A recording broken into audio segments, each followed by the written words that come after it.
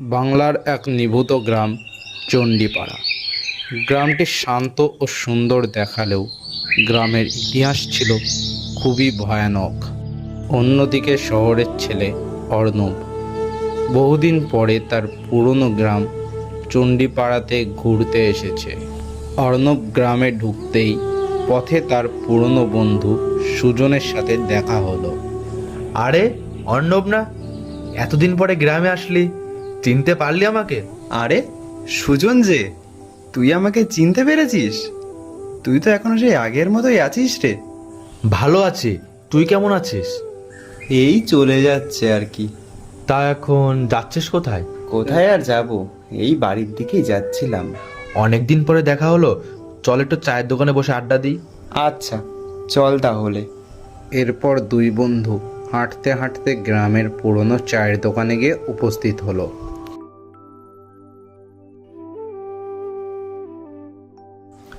কাকা, বলছি দুটো চা দিও তো। ঠিক আছে বাবু, বসুন, আমি চা দিচ্ছি। বুঝলি বন্ধু, বহুদিন পরে তোর সাথে বসে চা খাওয়া হচ্ছে। সে না হয় বুঝলাম, কিন্তু এদিকে যে বেলা গড়িয়ে সন্ধ্যা নেমে এলো। তো কি হয়েছে, আর একটু বসে যা।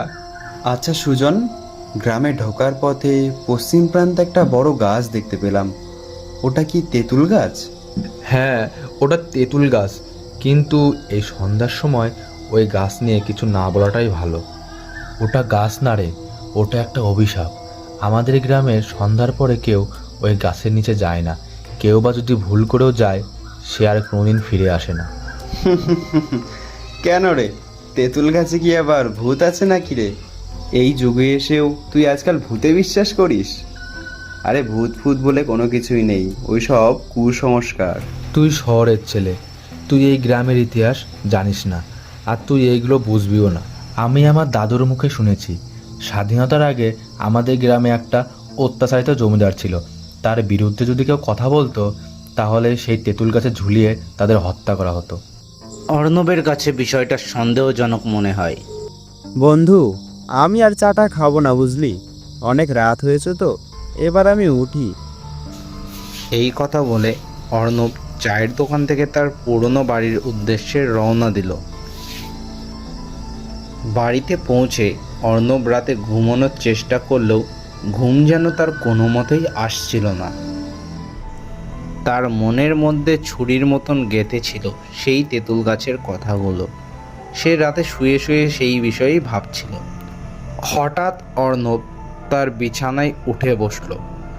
সে তার মনের সাথে হাজার যুদ্ধ করেও কোনোভাবেই পেরে উঠল না।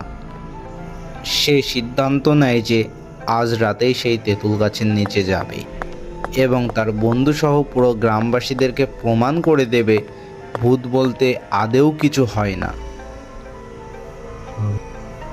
অর্ণব রাতের অন্ধকারের বুক চিরে সেই তেঁতুল গাছের রহস্য ভেদ করার উদ্দেশ্যে রওনা দিয়েছে। তার হাতে একটিমাত্র হ্যারিকেন ছাড়া আর কিছুই ছিল না। চারিদিকে নির্জন, শুধু শিয়াল আর কুকুরের ডাক ছাড়া আর কিছুই শোনা যাচ্ছে না। অর্ণব যখন তেঁতুল গাছের সামনে গিয়ে পৌঁছালো, তখন তার হাতের হ্যারিকেনটা আপনা আপনিই গায়েব হয়ে গেল। অর্ণব সেই মুহূর্তে চমকে উঠল এবং সামনে তাকিয়ে যা দেখল, তা দেখার পরে তার গায়ের রক্ত যেন হিম হয়ে গেল।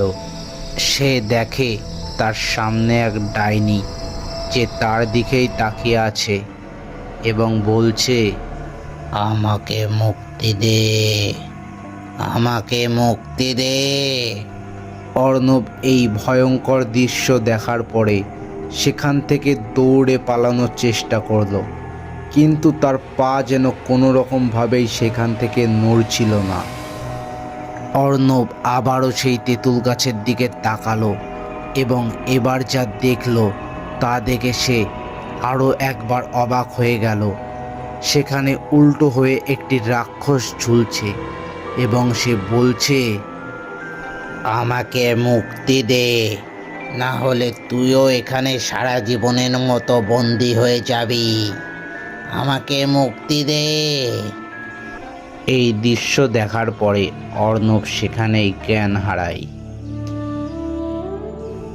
পরের দিন সকালবেলা গ্রামের লোকজন দেখে সেই তেঁতুল গাছের নিচে একটা অচেনা ছেলে অজ্ঞান হয়ে পড়ে আছে।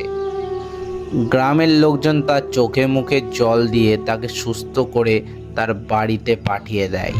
এরপরে অর্ণব আর শহরে যায় না এবং প্রতিদিন রাতেই সে কিসের একটা টানে সেই তেঁতুল গাছের নিচে গিয়ে পৌঁছায়।